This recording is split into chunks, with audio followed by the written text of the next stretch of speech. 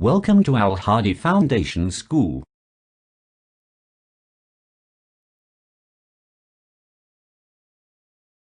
Bismillahirrahmanirrahim. Assalamu alaikum students. Open your book, Know Your World, class 7th, page number 76, chapter number 11, Natural Disasters. Natural disasters mean कुदरती आफात। तो इस chapter में हम पढ़ेंगे कि कुदरती आफात क्या होती हैं और इसमें कुदरती आफात में कौन कौन सी आफात होती हैं, शामिल होती हैं। ठीक है, तो कुदरती आफात जो है वो ऐसी आफात होती हैं जो कुदरत की तरफ से आती हैं, यानी कि इंसान को कोई इसमें अमल दखल नहीं होता। ठीक है, तो इसमें हमारे पास अर्थक्वेक्स होते हैं, फ्लड्स आ जाते हैं, वोल्केनोज हैं और डिफरेंट इस तरह की कुदरती आफात होती हैं, वो हम इस चैप्टर में रीड करेंगे।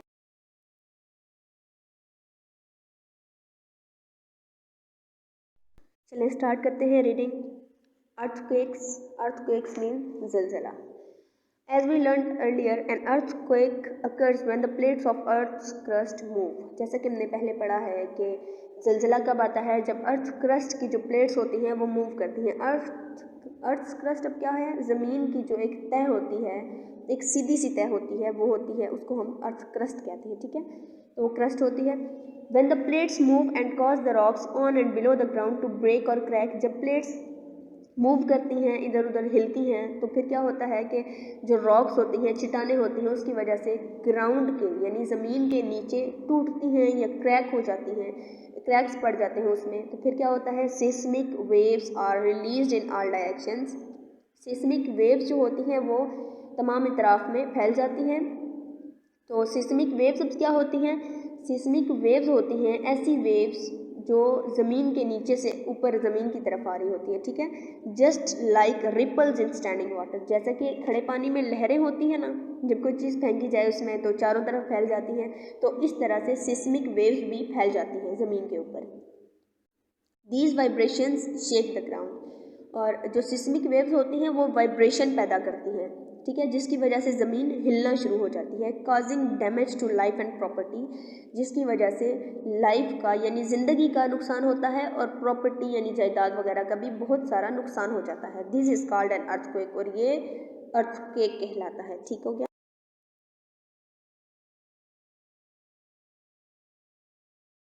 Second paragraph, A collision zone is the area where tectonic plates meet. Tectonic plates क्या होती हैं, अर्थ के स्ट्रक्चर में या अर्थ की जो सरफेस होती है, सतह से मुल्हिका प्लेट्स होती हैं, उनको कहते हैं टेक्टोनिक प्लेट्स। और जहाँ पे ये प्लेट्स आपस में मिलती हैं उस एरिया को कोलिजन जोन कहते हैं। A diverging zone is the area where plates pull away from each other, और जहाँ पे प्लेट्स आपस में अलग होती हैं एक दूसरे से, तो वो जो एरिया होता है वो डाइवर्जिंग जोन कहलाता है।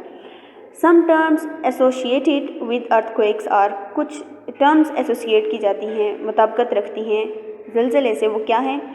साइज़मोमीटर, a machine used to record the magnitude of an earthquake, एक मशीन जो कि अर्थक्वेक की शिद्दत को नापने के लिए इस्तेमाल की जाती है, वो कहलाती है seismometer. Seismograph, a record of the seismic waves, अब जो रिकॉर्ड होता है एक पेपर पे, यानी कि उसकी वेव्स को रिकॉर्ड किया जाता है एक पेपर पे ग्राफ की सूरत में, तो उसको कहते हैं सेस्मोग्राफ। मैग्नीट्यूड, अब मैग्नीट्यूड क्या होता है, द स्ट्रेंथ और पावर ऑफ एन अर्थक्वेक, जो उसकी शिद्दत होती है, जो वो पावर होती है अर्थक्वेक की, उसको कहते हैं मैग्नीट्यूड। नेक्स्ट है Richter scale, a scale with divisions between 0 to 10 to show the magnitude of an earthquake. एक स्केल होता है जिस पे 0 से 10 के दरमियान डिवीज़न की जाती है अर्थक्वेक को मापने के लिए, तो वो जो स्केल होता है उसको हम कहते हैं रिक्टर स्केल।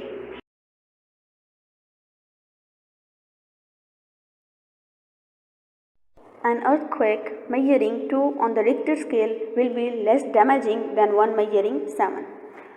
अब रिक्टर स्केल पे अगर ज़लज़ले को मेजर किया जा रहा है, यानी उसकी शिद्दत को, उसके मैग्नीट्यूड को नापा जा रहा है, तो अगर तो हमारे पास उसकी जो मैग्नीट्यूड है वो 2 आ रहा है, तो वो कम नुकसान करेगा निस्बत उसके कि अगर हमारे पास 7 आ जाए। अगर जो ज़लज़ला है वो उसका मैग्नीट्यूड 7 है तो वो बहुत ज़्यादा नुकसान का बाइस बनेगा। Epicenter, the point under the ground from where the rocks breaks and seismic waves are sent out. ज़मीन के नीचे वो हिस्सा, वो पॉइंट जहाँ पे चट्टानें टूटती हैं और वहीं से सेस्मिक वेव्स जो हैं बाहर आती हैं, उस एरिया को, उस पॉइंट को कहते हैं एपीसेंटर। नेक्स्ट है focus, the point on the ground just above the epicentre. और एपीसेंटर के बिल्कुल ऊपर ज़मीन का जो हिस्सा होता है, जो पॉइंट होता है, उसको कहते हैं focus. This is where the most damage to life and property occurs. और यही वो एरिया होता है जहाँ ज़िलज़ले की वजह से ज़्यादा नुकसान होता है। फॉल्ट, अ क्रैक और fracture in the earth's crust. ज़मीन की जो तह होती है, क्रस्ट यानी सबसे ऊपर वाली जो तह है, उसमें जो क्रैक या फ्रैक्चर आता है उसको कहते हैं फॉल्ट।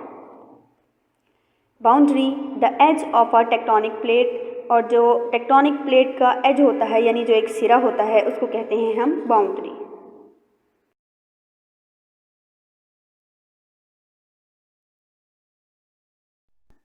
नेक्स्ट पेज नंबर 77 पे है डैमेज कॉज्ड बाय अर्थक्वेक्स। ठीक है, जो नुकसान होता है अर्थक्वेक की वजह से वो हम पढ़ते हैं इस पैराग्राफ में। People and animals get hurt और डाई। ठीक है, जो लोग होते हैं, इसके अलावा लोगों के अलावा, इंसानों के अलावा जानवर भी जो हैं ज़ख्मी हो जाते हैं या मर जाते हैं, उनकी डेथ हो जाती है। Houses and buildings collapse and topple. ठीक है, जो बिल्डिंग्स होती हैं या जो घर होते हैं वो गिर जाते हैं या अपनी जो पोजीशंस होती हैं उनको लूज़ कर देते हैं। ठीक है, ट्रीज फॉल, अब दरख्त जो हैं वो गिर जाते हैं। रोड्स आर ब्लॉक्ड और स्प्लिट ओपन। ठीक है, रोड जो होती हैं, सड़कें जो होती हैं वो ब्लॉक हो जाती हैं या डिवाइड हो जाती हैं। ठीक है, यानी फट जाती हैं। ब्रिजेस ब्रेक, अब जो पुल होते हैं वो भी टूट जाते हैं। Some people suffer spare trauma, कुछ लोग जो होते हैं वो सफ़र कर रहे होते हैं। अब ट्रॉमा एक ऐसी सिचुएशन होती है बहुत शदीद किस्म की, स्वेयर यानी सीरियस ट्रॉमा, यानी एक ऐसी कंडीशन होती है जिसमें उनको कुछ समझ नहीं आ रही होती, is called trauma. Due to earthquake जो होती है उनकी सिचुएशन सीरियस हो जाती है, उसको कहते हैं ट्रॉमा। अर्थक्वेक्स ऑन और near mountain start landslides and avalanches. और अब क्या होता है कि अर्थक्वेक की वजह से जब माउंटेन्स जो होते हैं, जो पहाड़ियाँ होती हैं, उनकी वजह से लैंडस्लाइडिंग स्टार्ट हो जाती है। रॉक्स जो होती हैं या टूट के जो है वो नीचे गिरना शुरू हो जाती हैं, जो पहाड़ों की रॉक्स होती हैं, चट्टानें होती हैं।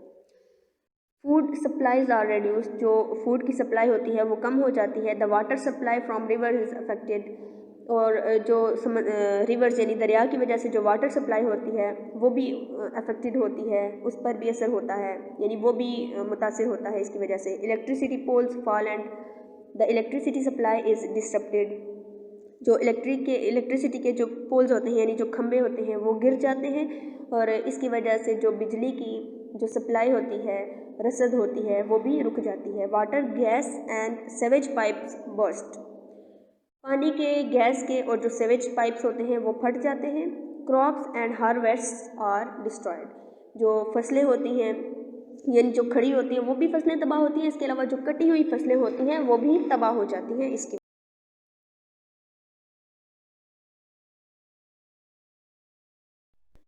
पेज नंबर 78 की रीडिंग स्टार्ट करते हैं। कोपिंग विद अर्थक्वेक्स, यानी अर्थक्वेक्स पर, ज़लज़ले पर कैसे काबू पाया जाता है।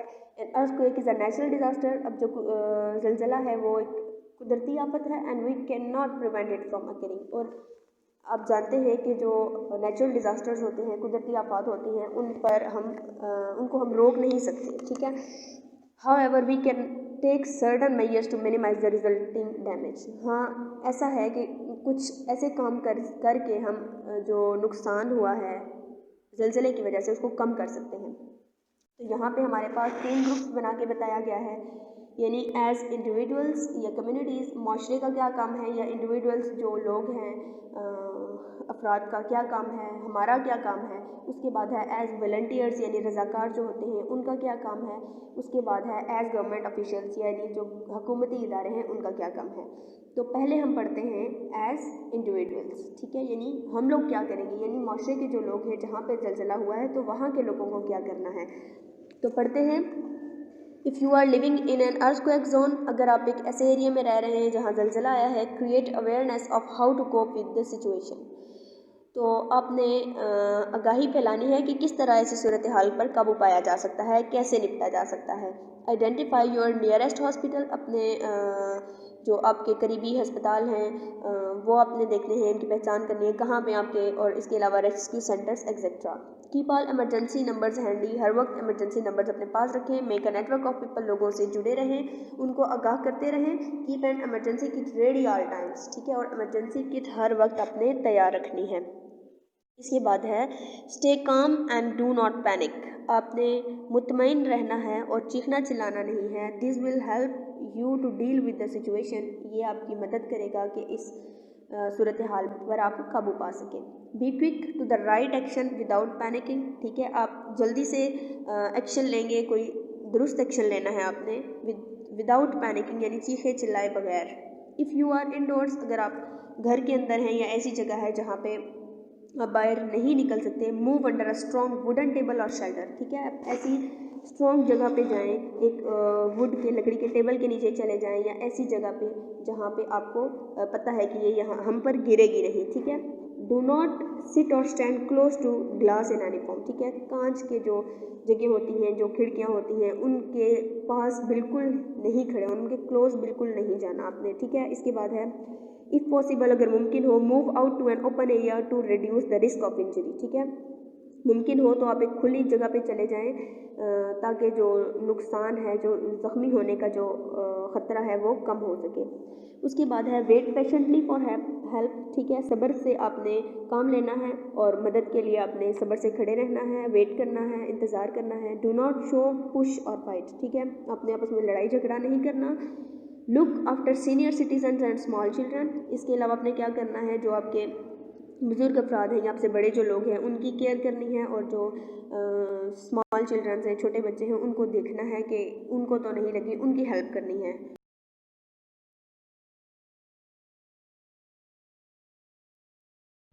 नेक्स्ट हम पढ़ते हैं कि एज वॉलंटियर्स, यानी रज़ाकार जो होते हैं उनका क्या काम है।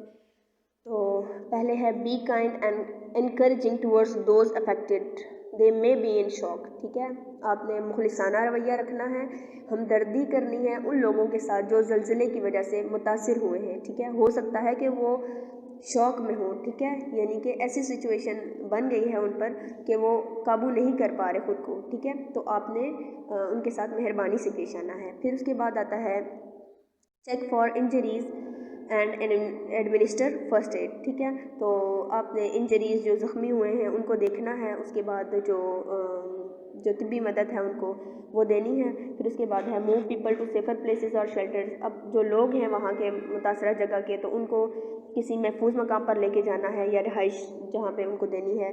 Set up camps and tents in parks and playgrounds to accommodate the maximum number of victims, ठीक है, अब आपने क्या करना है, उसके बाद जो रज़ाकार हैं उनका काम है कि वो पार्क्स में टेंट लगाएंगे या प्ले ग्राउंड्स जो होते हैं ग्राउंड्स में टेंट लगाएंगे, ताकि जो विक्टिम हैं, जो शिकार हुए हैं इसकी वजह से, मुतासिर हुए हैं ज़लज़ले की वजह से, उनको जो है तसल्ली दी जा सके, ठीक है। उसके बाद है make sure you have adequate medical supplies as well as a reasonable supply of dry rations and bottled water, ठीक है। उसके बाद क्या है कि आपने ये बात यकीनी बनानी है कि आपके पास मेडिकल सप्लाईज़ हों, मेडिकल की फैसिलिटीज़ हों, और इसके बाद जो है आपके पास रसद हो पानी की, उसके अलावा खुराक वगैरह आपके पास मौजूद होनी चाहिए, ताकि उन लोगों की, मुतासरा लोगों की, ज़लज़ले से मुतासरा लोगों की मदद की जा सके।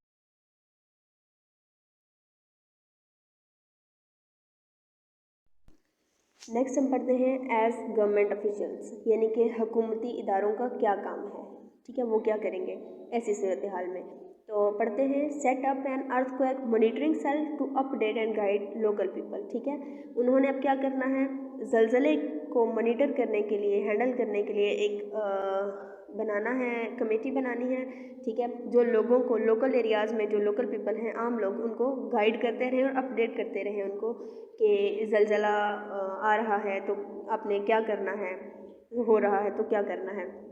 इसके बाद है identify earthquake zones and district constructions in those zones, अब आपने अर्थक्वेक को, यानी ज़लज़ले के जो एरियाज़ हैं वहाँ पे क्या करना है, आइडेंटिफाई करना है कि कहाँ कहाँ पे ज़लज़ला आया है। उसके बाद क्या करना है कि वहाँ पे जो कंस्ट्रक्शंस हैं, तमीरात हो रही हैं, उनको रोक देना है, ठीक है, कि जो है ना वहाँ पे लोग तामीरात ना करें, क्योंकि तामीरात करते हुए बहुत से लोग वहाँ पे जो है दब कर मर जाएंगे, बहुत ज़्यादा नुकसान होगा। इसलिए जो है वहाँ पे तामीरात करना ख़त्म कर देनी चाहिए गवर्नमेंट को, ठीक है। तो इसमें आपको नज़र आ रहे हैं जहाँ पे स्टार्स लगे हैं, तो बॉक्सेस बने हैं, यहाँ पे आपने खुद लिखना है, ये बताना है आपने कि इसके अलावा और गवर्नमेंट ऑफिशियल्स को, वॉलंटियर्स को और इंडिविजुअल्स को क्या करना चाहिए।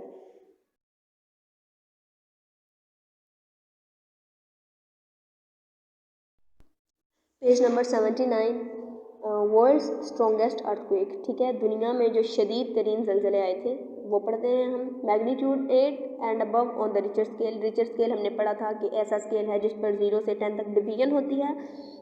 तो यहाँ पे जो शिद्दत है ज़लज़ले की वो 8 या उससे ज़्यादा है, ठीक है। तो पढ़ते हैं क्या है। प्लेसेस हैं, तो चाइल्ड में क्या हुआ, कब हुआ था, मई 22 1960 में ज़लज़ला हुआ था और उसकी जो शिद्दत थी, मैग्नीट्यूड था, वो 9.5 था। उसके बाद है प्रिंस विलियम साउंड अलास्का, वहाँ पे हुआ था मार्च 28 में 1964 में 9.2 का मैग्नीट्यूड था इसका, ठीक है। और इसके बाद है थर्ड हमारे पास off the west coast of northern Sumatra, तो यहाँ पे हुआ था दिसंबर 26 2004 में 9.1 मैग्नीट्यूड था इसका। उसके बाद है कमचाटका, रशिया में एक जगह का नाम है, वहाँ पे हुआ था नवंबर 4 1952, तो यहाँ इसका मैग्नीट्यूड था 9। जापान में हुआ था मार्च 11 2011 में 8.9 मैग्नीट्यूड था इसका। उसके बाद है off the coast of Chile, ठीक है, साहिल पर हुआ था, वहाँ पे चाइल्ड में फरवरी 27 2010 में हुआ था 8.8 इसका जो मैग्नीट्यूड था। उसके बाद है off the coast of Ecuador, तो यहाँ पे हुआ था जनवरी 31 1906, वो 8.8 जो है इसका मैग्नीट्यूड था। उसके बाद है रेड आइलैंड अलास्का में हुआ था फरवरी 4 1965 में 8.7 मैग्नीट्यूड के साथ। उसके बाद है एंडरियानफ आइलैंड्स अलास्का, यहाँ पे हुआ था मार्च 9 1957 को 8.6 मैग्नीट्यूड था इसका। उसके बाद जो हुआ था नॉर्दर्न सुमात्रा इंडोनेशिया में, तो यहाँ इसका जो कब हुआ था मार्च 28 2005 में 8.6 मैग्नीट्यूड था। तो ये जो थे वर्ल्ड्स के, दुनिया के स्ट्रॉन्गेस्ट अर्थक्वेक्स थे, जिसकी वजह से बहुत ज़्यादा डैमेज हुआ था, बहुत ज़्यादा प्रॉपर्टी का डैमेज हुआ था, लाइफ्स का डैमेज हुआ था, बहुत ज़्यादा जानें गई थी। तो ये जो थे कुछ वर्ल्ड स्ट्रॉन्गेस्ट अर्थक्वेक्स की फहरिस्त थी, जो हमने यहाँ पे पेज नंबर 79 पे पढ़ी है।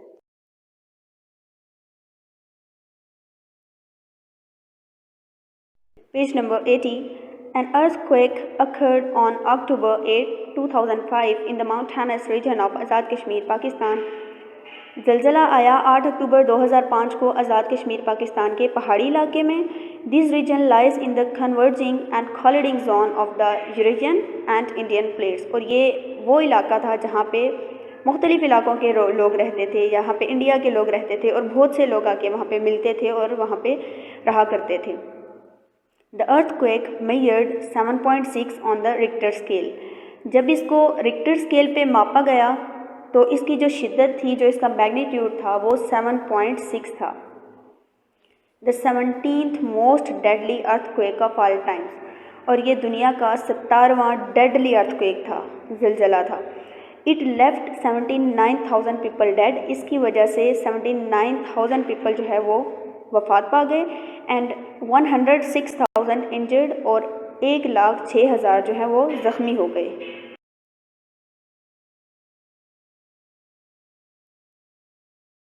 पेज नंबर 80 पे देखिए, हमारे पास जो दूसरी नेचुरल डिज़ास्टर दी हुई है वो है फ्लड्स। फ्लड्स क्या होते हैं, सैलाब। तो पढ़ते हैं हम आगे। When a river overflows on to land, जब दरिया ज़मीन के ऊपर आ जाता है, यानी कि ग्राउंड पे आ जाता है, the natural disaster called flooding occurs, तो एक आफत आती है, कुदरती आफत, जिसको सैलाब कहते हैं। The force of the flowing river spreads water over a vast area outside it's banks with great pressure, ठीक है। तो क्या होता है कि जो दरिया की जो शिद्दत होती है, दरिया के पानी की जो बहाव होता है, वो इतना तेज़ होता है कि उसकी वजह से दरिया के किनारों तक पानी बहुत दूर इलाके तक फैल जाता है बड़े प्रेशर के साथ। Destroying anything that comes in its way, ठीक है। तो इतनी शिद्दत के साथ वो होता है कि अपने रास्ते में आने वाली हर चीज़ को तबाह कर देता है।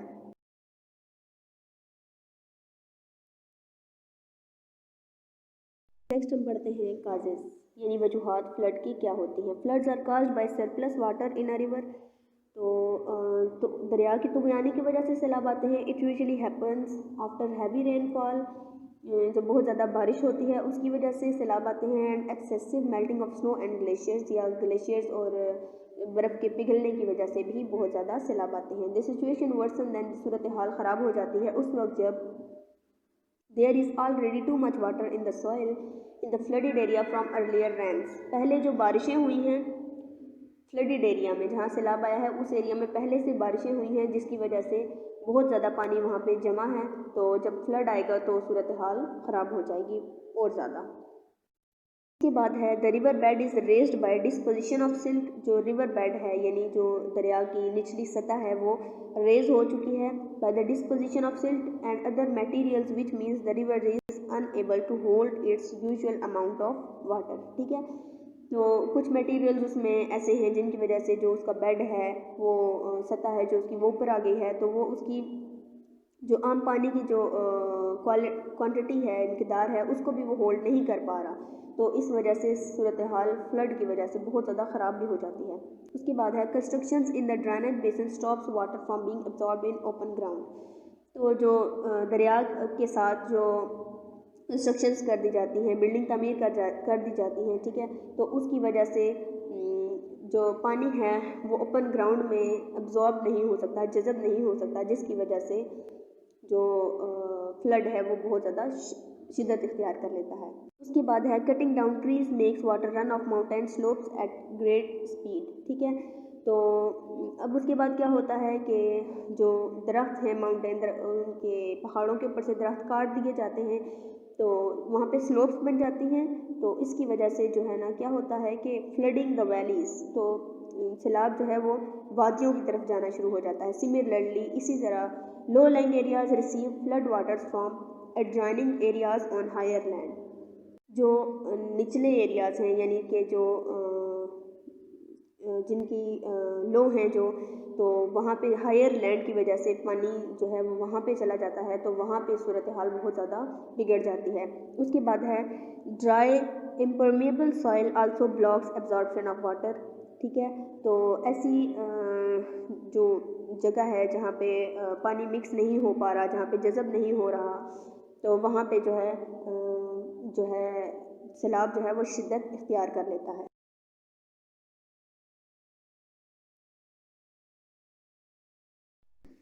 नेक्स्ट हम पढ़ते हैं डैमेज काज्ड बाय फ्लड्स, यानी उसकी वजह से, सैलाब की वजह से क्या नुकसान होते हैं।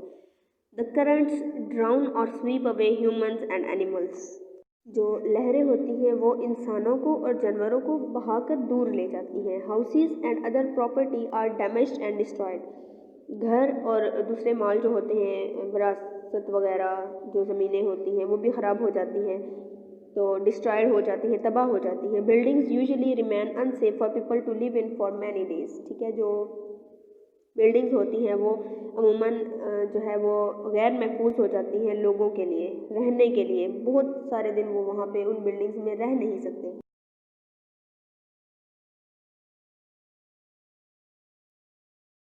Roads and highways are block. जो रोड्स होती हैं और हाईवेज जो होती हैं ब्लॉक हो जाती हैं, बंद हो जाती हैं। Electricity and gas supplies are disrupted. जो बिजली और गैस जो होती है उसकी रसद रुक जाती है। Telephone and other cables break, sewage pipes burst. तो टेलीफोन और जो दूसरी केबल्स होती हैं वो टूट जाती हैं और सेवेज पाइप्स यानी गंदे पानी के जो पाइप्स होते हैं वो फट जाते हैं। क्रॉप्स आर डिस्ट्रॉयड, फसलें तबाह हो जाती हैं। Sewage water mixes with drinking water making it unfit for drinking. अब जो पाइप फट जाते हैं तो जो गंदा पानी होता है वो पीने वाले पानी के साथ जब मिक्स हो जाता है तो वो पीने के काबिल नहीं रहता।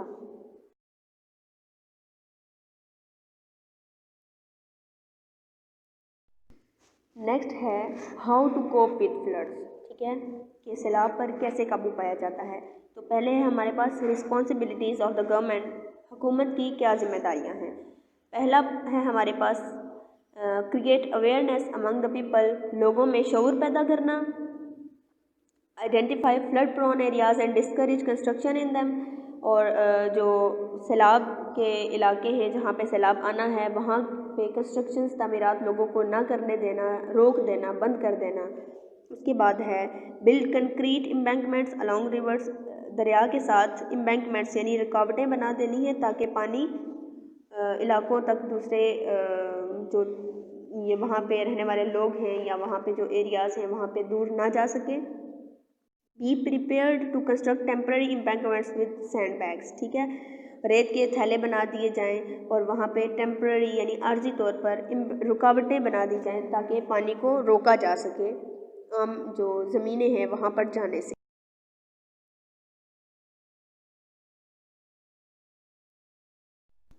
नेक्स्ट पेज नंबर 82 पे है maintain a flood match and warning system to help people evacuate in time. तो अब हुकूमत का काम है, जिम्मेदारी है कि वो उसको पता होना चाहिए कि सैलाब अगर आया है तो कौन कौन से इलाकों में जाएगा और वहाँ के लोगों को वार्न कर देना, ऐसे इदारे बना देना जो लोगों को वार्न करें ताकि लोगों की मदद हो सके वक्त पर। उसके बाद है move people to safer locations and arrange for temporary shelters water and food rations, लोगों को महफूज जगह तक लेके जाना और उनके लिए आर्जी रहाइश बनाना, उनको पानी और खुराक मुहैया करना हुकूमत की ज़िम्मेदारी है। उसके बाद है arrange for proper flood relief equipment including boats and medical lights, ठीक है। तो क्या है जो सैलाब से मुतासर जो लोग हैं उनके लिए ऐसी इक्विपमेंट्स बनाना जिनमें शामिल हैं बोट्स हो गई और मेडिकल एड्स हो गई, तिब्बी इमदाद उनको मुहैया करना, उनके लिए अरेंज करना, ये हुकूमत की ज़िम्मेदारी है। उसके बाद है प्रॉपर्ली ट्रेन और organise workers for effective rescue and relief, लोगों को ट्रेन करना, ऑर्गेनाइजेशंस बनाना, तो वहाँ के वर्कर्स को ट्रेनिंग देना ताकि वो रेस्क्यू कर सकें, लोगों को बचा सकें और उनकी मदद कर सकें, ये भी हुकूमत की ज़िम्मेदारी है।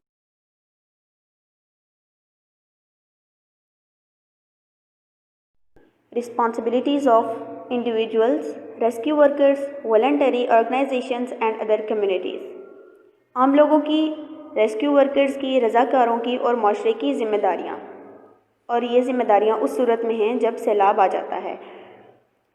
Ensure everyone is helped irrespective of caste and creed, इस बात को यकीनी बनाएं कि हर इंसान की मदद की जा रही है, ख्वाह वो किसी भी ज़ात पात से ताल्लुक़ रखता हो।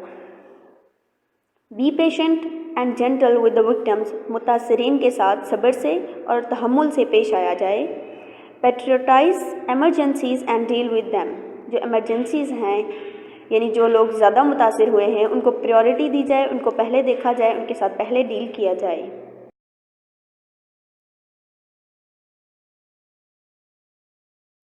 नेक्स्ट है volcano. A volcano is a crack in the crust of the earth, volcano जो है ज़मीन की सबसे ऊपर वाली सतह होती है यानी क्रस्ट, उसमें जो क्रैक होता है, फ्रॉम विच मॉल्टन रॉक, जहाँ से पिघली हुई रॉक जो होती है, कॉल्ड मैग्मा, जिसको मैग्मा कहते हैं, ऐश यानी राख, and gases flow to the surface, gases जो होती हैं वो सतह पर आ जाती हैं उस क्रैक में से। When magma reach the surface, और जब मैग्मा सरफेस तक पहुँचता है, इट इज़ नोन एज लावा, तो उसे लावा कहते हैं।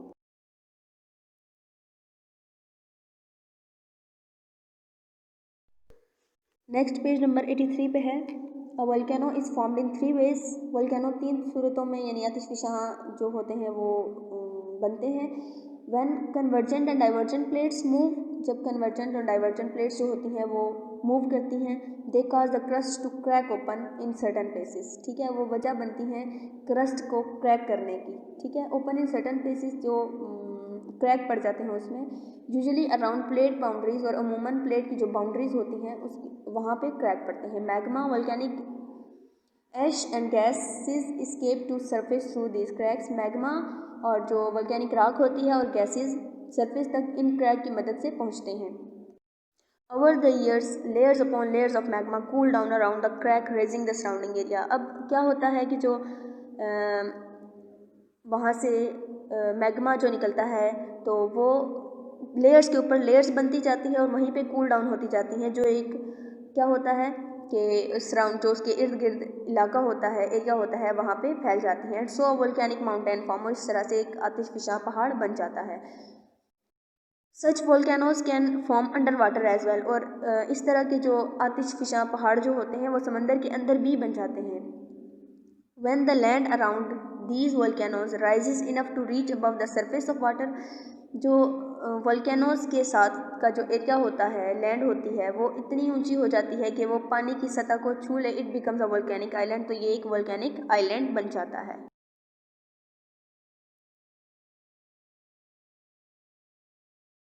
नेक्स्ट दूसरा पॉइंट है हमारे पास, some areas on the earth surface are known as hotspot. ठीक है, जो ज़मीन की सरफेस है वहाँ पे कुछ एरियाज़, कुछ जगह ऐसी होती हैं जो हॉट स्पॉट कहलाती हैं।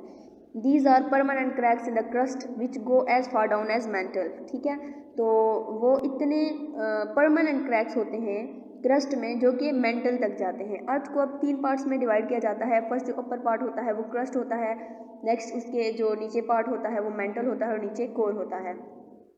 तो वो जो क्रैक्स होते हैं क्रस्ट से होते हुए मेंटल तक जाते हैं। Magma comes to surface through these cracks, तो मैग्मा जो है वो इन्हीं क्रैक्स की मदद से सरफेस तक यानी सतह तक आता है। These are different from volcanic mountains, ये वोल्केनिक जो माउंटेन्स होते हैं उनसे डिफरेंट होता है, मुख्तलिफ होता है। As hot spot can also be found away from tectonic plate boundaries, तो इस सूरत में डिफरेंट होता है क्योंकि जो हॉट स्पॉट्स होते हैं वो टेक्टोनिक प्लेट्स से दूर होते हैं, जबकि जो वोल्केनिक माउंटेन्स होते हैं वो टेक्टोनिक प्लेट जो बाउंड्रीज होती हैं उनके बहुत ज़्यादा नज़दीक होते हैं। नेक्स्ट हमारे पास है stretching and thinning of earth crust creates many week spot. जो ज़मीन का जो ऊपर वाली तय यानी क्रस्ट होता है, अर्थ क्रस्ट, उसका जो फैलाव और खिंचाव होता है वो क्रस्ट में बहुत ज़्यादा वीक स्पॉट्स पैदा कर देता है, जिसकी वजह से आतिशफिशा पहाड़ जो हैं वो लावे की सूरत में बाहर आ जाते हैं।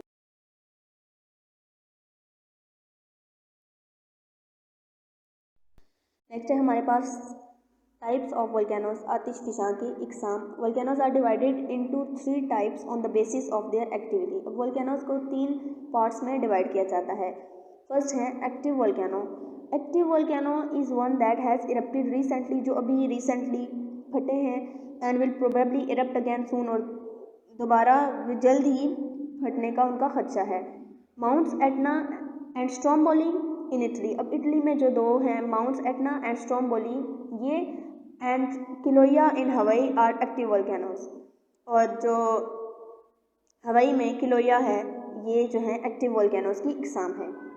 नेक्स्ट है dormant volcano. Dormant volcano or sleeping volcano. Dormant volcano को स्लीपिंग वोल्केनो भी कहते हैं। Is one that has not erupted for some time, जो काफ़ी टाइम से फटा नहीं है, but there are signs of activity inside the volcano. लेकिन ऐसे साइन हैं, इलामतें हैं कि इस वोल्केनो के अंदर कुछ ना कुछ हो। There are chances of an eruption sooner or later. ठीक है, इनके फटने के चांसेस हैं, जल्दी फटें या लेट, ये फटेंगे अब ज़रूर। आगे हमें बताई जा रही हैं डोरमेंट वोल्केनो कौन कौन से हैं। तो आगे बताए जा रहे हैं Mount Saint Helens in Washington. Washington में जो माउंट सेंट हेलन है। मोना के इन हवाई, अब हवाई में जो मोना की है। एंड सेट सिडेड्स इन पोर्टुगल। पोर्टुगल में जो सेट सिडेड्स है आर डोरमेंट वोल्केनोज। ये सब डोरमेंट वोल्केनोज हैं।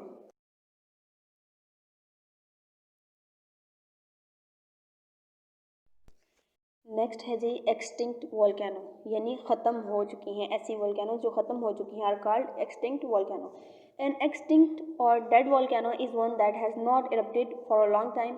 एक्सटिंक्ट वोल्केनो को डेड वोल्केनो भी कहते हैं। ये वो वोल्केनोज होती हैं जो काफ़ी टाइम से नहीं फटी, और इनके and it is unlikely that it will erupt again, और हम ये कह सकते हैं कि ये दोबारा भी नहीं फटेंगी। There are no signs of any activity inside the volcano, और कोई अलामात नहीं है कि इनके अंदर कोई एक्टिविटी या कोई सरगर्मी परफॉर्म हो रही है। Mount Kenya in Africa. Africa में जो माउंट केनिया है।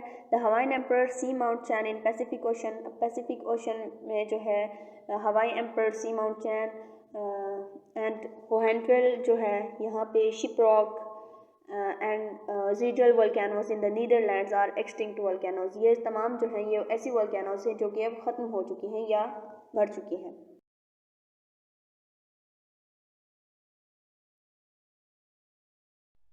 नेक्स्ट है जी, why are volcanic eruptions a natural disasters. अब जो आतिशफशां का फटना है वो नेचुरल डिज़ास्टर्स यानी कुदरती आफत कैसे है। Volcanic eruptions are dangerous.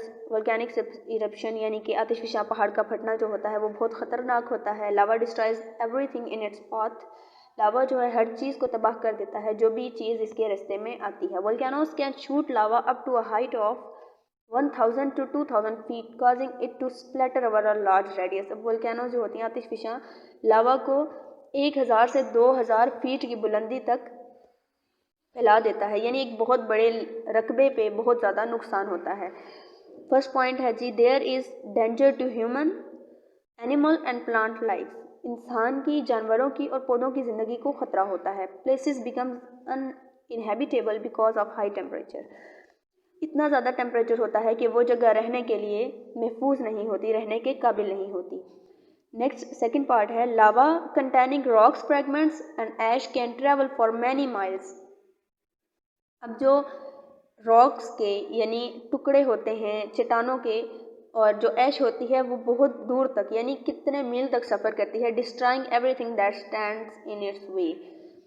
और इसके रास्ते में यानी जो भी चीज़ आती है उसको वो डिस्ट्रॉय कर देता है, तबाह कर देता है।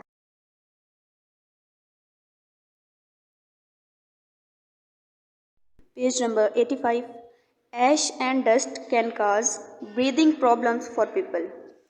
राख और गर्द की वजह से इंसानों में सांस लेने के मसाइल जो हैं वो पैदा होते हैं।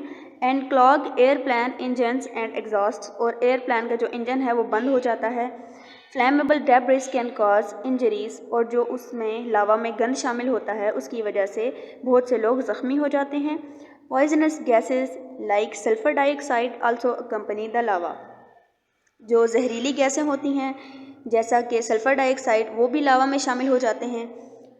इट स्मेल्स लाइक रॉटन एग्स, इसकी जो बदबू होती है वो ख़राब अंडों जैसी होती है। एंड कॉजेज़ हेल्थ प्रॉब्लम्स, और इसकी वजह से सेहत के मसाइल पैदा होते हैं। Drinking water is polluted and contaminated.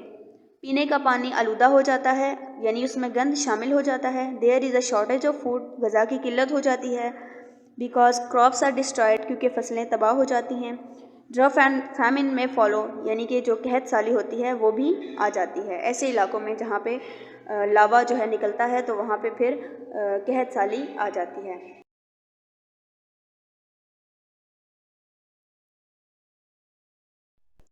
Next है प्लानिंग एंड कॉपिंग, यानी कि निमटना ऐसी सूरत हाल से और इससे पहले प्लानिंग करना। One can not prevent a volcano from erupting. कोई भी वोल्केनो को, आतिशफशां पहाड़ को फटने से रोक नहीं सकता। But certain steps can be taken in advance to minimise damage. लेकिन नुकसान को कम करने के लिए पहले से कुछ स्टेप्स उठाए जा सकते हैं, कुछ इकदाम किए जा सकते हैं। Setting up new villages in volcano zone must be stopped. जो वोल्केनो जोन है, वोल्केनिक जोन जिस इलाके को करार दिया गया है वहाँ पे विलेजेस ना बनाए जाएं, उनको रोक दिया जाए। If an existing settlement has been declared a volcanic zone, people must leave for a safer place. और एक ऐसा एरिया जहाँ पे लोग रह रहे हैं, तो अगर उस एरिया को वोल्केनिक जोन करार दिया जाता है तो लोगों को वहाँ से निकाल कर किसी महफूज मकाम पर ले जाना चाहिए। Awareness programmes and safety drills teach people in such areas what to do if a volcano erupts। तो बताना चाहिए लोगों में, अवेयरनेस फैलानी चाहिए, आगाही देनी चाहिए कि किस तरह से लोग ऐसे एरियाज़ में जो रह रहे हैं वो अगर वोल्केनो यानी आतिशफशां पहाड़ किसी सूरत फट जाता है तो क्या करना चाहिए।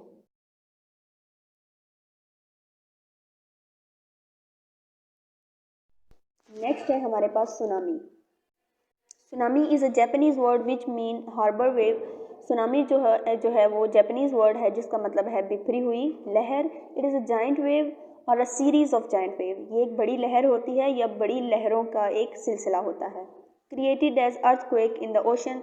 ये इस तरह से होती है जैसा कि ज़लज़ला होता है, लेकिन ये ओशन पे होती है, साहिल पे होती है। और sea bed displaced large amount of water, और इसकी वजह से पानी जो होता है वो बहुत बड़े रकबे तक फैल जाता है। दिस हाई वेव और सीरीज़ ऑफ हाई वेव, ये जो बड़ी लहर होती है या जो सिलसिला होता है बड़ी लहरों का, फ्लड्स द कोस्टल एरियाज। तो इस बड़ी लहर की वजह से जो साहिली इलाके हैं वहाँ पे सैलाब भी आ जाता है। The effects are dangerous disastrous, ठीक है, जो उसके असरात होते हैं वो तबाहकुन होते हैं। A deadly combination of the effects of an earthquake and a flood, ठीक है, दोनों को मिला के, यानी अर्थक्वेक जलजले को और फ्लड दोनों को मिला के कम्बिनेशन होता है इसका डेडली, यानी इतना असर रखता है जैसा कि जलजला भी हो रहा है, इसके साथ साथ सैलाब भी आया है।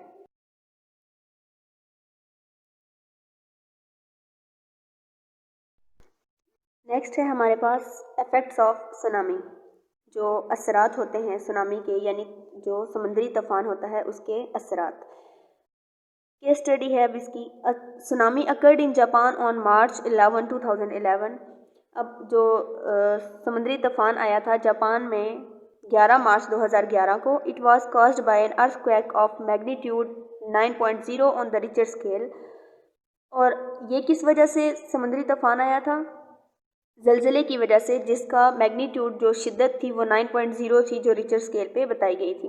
One of the world's 5 deadliest earthquake, और ये दुनिया का 5वां डेडलीस्ट यानी तबाहकुन जलजला था। It set off 133 feet waves that slammed on to Tohoku, और इसकी वजह से जो वेव्स थी, लहरें थी, वो टोहोको पर 133 फुट तक गिराई गई। An area on the Pacific coast of Japan, ये एक एरिया है जो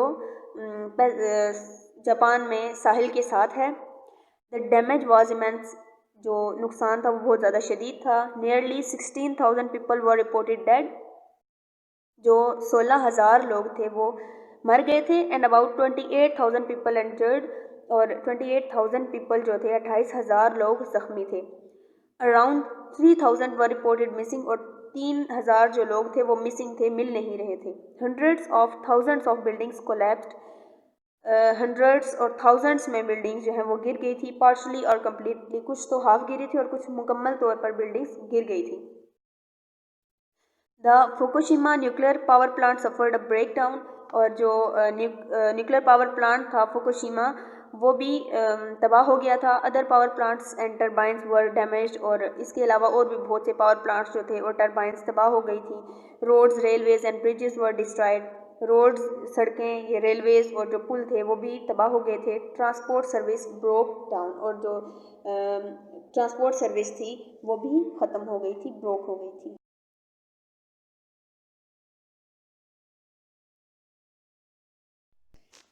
telephone and electricity lines were damage, जो टेलीफोन और इलेक्ट्रिसिटी की लाइंस थी वो तबाह हो गई थी। फायर स्टार्टेड, और फायर लग गई थी। Millions of house holds remain without water, बहुत से घर जो थे उनको पानी नहीं मिल रहा था।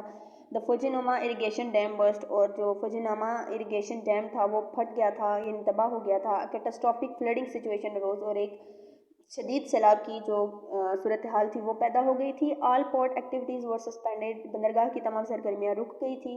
It was a day of national tragedy in Japan, और ये जो दिन था ये जापान में एक कौमी ट्रेजेडी का, नुकसान का दिन था।